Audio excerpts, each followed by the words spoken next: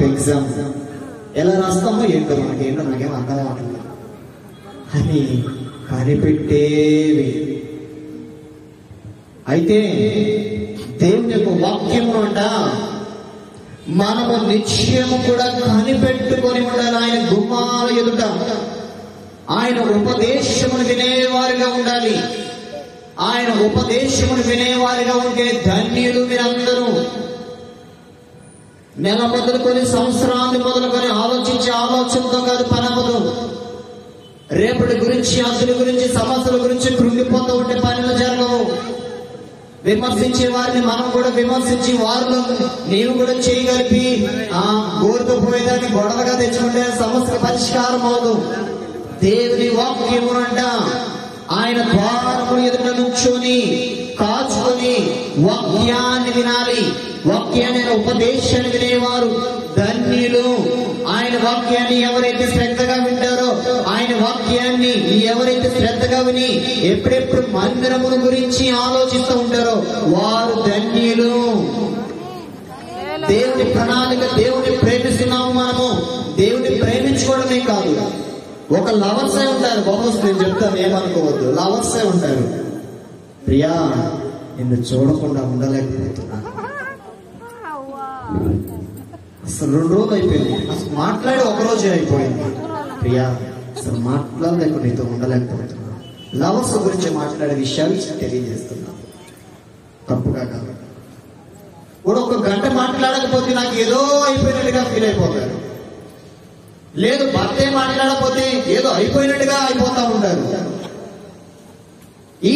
ఈ పక్కన ఇది చూసుకున్నాను నేను. లవర్స్ ప్రియా నేను మాట్లాడుతుంటే ఏదో 1 రోజు మాట్లాడకపోతే ఇది 4 రోజులు మాట్లాడినట్టు నా స్థితి ఇదిగా ఉంది.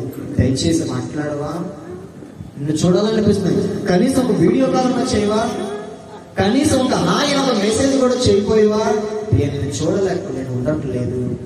అది లేదయ్యా ఊరు వెళ్ళాను, లేదంటే కాలేజీ ఉందండి, లేదు నేను ఎలాగైనా చూడాల్సింది. అక్కడికి అని ఓపెన్ చేయవా, ఎలాగైనా చూడాలి. నీ మొహం అన్నా చూడాలి. మొహం చూడకపోతే నాకు ఇవాళ కలిసి రాదు. చాలా మంది క్రైస్తవులండి పొద్దున్నే ఎవరి మొహం చూస్తారు? యేసు ప్రభు మొహం చూస్తారు. ఇది కూడా విగ్రహారాధనే. యేసు ప్రభు మొహం చూడకపోతే మంచి జరగదా? నీ కొడుకు మొహం చూస్తే మంచి జరగదా? విగ్రహారాధనే.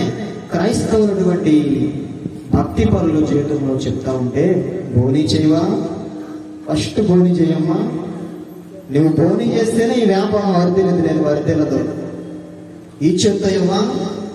మొన్నే నేను ఒక ప్రార్థన చేయడానికి వెళ్ళాను. ప్రార్థన చేయడానికి వెళ్ళానా?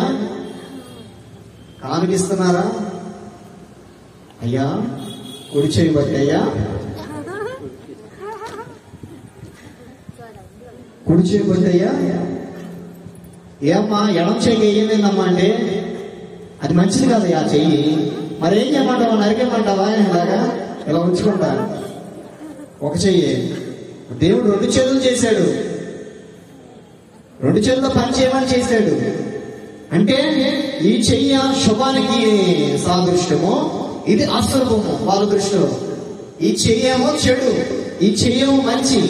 మరి చెడుగా ఉన్న చెయ్యి దేవుడు మనకి ఎందుకు ఇచ్చాడు? ఇలా పెట్టుకున్నాం. అయితే ఇలా పెట్టుకున్నాం. ఈ చెడుగా ఉందమ్మా, ఈ చేతితో మైక్ కూడా పట్టుకోకూడదు. ఈ చేతితో పట్టాయా డబ్బులు కానుక అందమ్మా, ఏ చేతితో పట్టిందేమో కానీ ఇది విగ్రహారాధన అయిపోద్దమ్మా. 2 చేతులు నీకు ఇచ్చాడు కదా, 2 చేతులకి ఇచ్చినటువంటి దేవుణ్ణి మనము కనపరచాలి తప్ప ఇది అపజయానికి, ఇది కీడికి అని మనము అనే అనకూడదు. హల్లెలూయా. ఏ చేతితో పడితే ఏమైంది? కానుకే కదా. 2 చేతులు చేసిన దేవుడే. ఏ చేత పడమాకయ్యా కీడు వస్తుంది. ఈ చేతిని పోనీ చేయి, ఇది మంచి జరిగింది మాకు. పొద్దున్న నీ మొహం చూస్తే కానీ మంచి జరిగింది అని అంటారు. దేవుని వాక్యాన్ని మనము అర్థం చేసుకున్నట్లయితే, దేవుని వాక్యాన్ని ఆయన గుమ్మాల యొక్క మనము వినువారు అంట, ధన్యులు అంట.